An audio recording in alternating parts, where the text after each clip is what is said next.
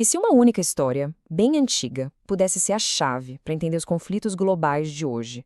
É o que vamos explorar agora.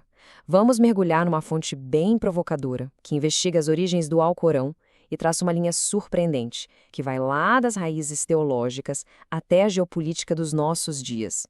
Essa citação já dá o tom de tudo, né? A fonte que a gente está analisando coloca uma única história antiga como ponto central para decifrar os conflitos do mundo hoje. A ideia é que as divisões políticas que a gente vê, sabe, esquerda, direita, tudo teria uma origem comum, uma origem profundamente ligada à teologia. Bem, vamos começar então por essa disputa teológica. Porque, segundo essa análise, ela não está só no coração das religiões abraâmicas. Não. Ela estaria no coração de toda a política mundial. Aqui a gente consegue ver o impasse fundamental de forma bem clara. De um lado, a Torá judaica. Ela é direta, nomeia Isaac, sem deixar margem para dúvida. Do outro, a tradição islâmica, que argumenta que, ok, o Alcorão não diz o nome, mas a lógica toda aponta para Ismael, por ser o primogênito. Então são duas visões para uma mesma história. E aqui vem a tese central da fonte, a parte mais ousada. Essa briga antiga não seria só uma história do passado. Ela é apresentada como a matriz que define as alianças políticas de hoje, com a direita global tendendo a se alinhar com Israel e a esquerda com as causas árabes. Tudo isso, supostamente, ecoando essa escolha primordial. Agora, vamos avançar para uma outra disputa e ver como essa história se desdobra. Dessa vez, a gente fala de uma crise de liderança que aconteceu logo após a morte do profeta Maomé e que acabou criando a principal divisão dentro do próprio Islã. Os sunitas, que são a maioria, defendiam uma abordagem que era baseada no consenso da comunidade. Para eles, o sucessor do profeta Maomé devia ser o mais capaz, o mais respeitado, escolhido entre seus companheiros e não necessariamente um parente. Já os xiitas pensavam diferente. Eles acreditavam numa sucessão que era divinamente ordenada.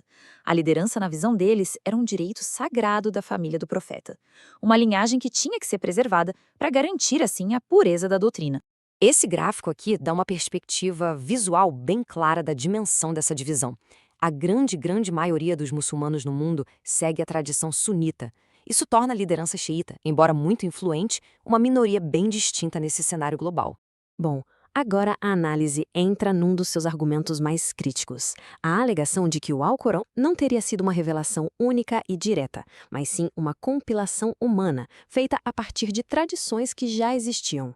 A fonte afirma que o Alcorão é como um mosaico, sabe? Um reflexo do ambiente plural que existia na Arábia daquela época. Ele teria juntado narrativas da tradição judaica, histórias de evangelhos não canônicos, ou seja, aqueles que não entraram na Bíblia oficial, e até crenças pagãs locais, além, claro, das próprias experiências políticas de Maomé. Então, o ponto crucial aqui, segundo essa visão, é que a forma final do Alcorão, como a gente conhece hoje, foi o resultado de uma decisão política. O califa Uthman, para unificar a comunidade e acabar com as disputas, teria mandado padronizar uma única versão e queimar todas as outras. Isso sugere um processo de edição humana, não só de revelação divina.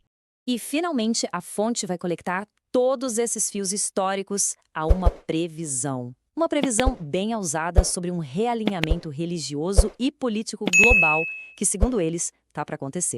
E aqui temos um dado que é, no mínimo, impressionante. A fonte destaca que o rei Abdullah II da Jordânia seria um descendente direto do profeta Maomé da 41ª geração. E este seria o cenário de hoje.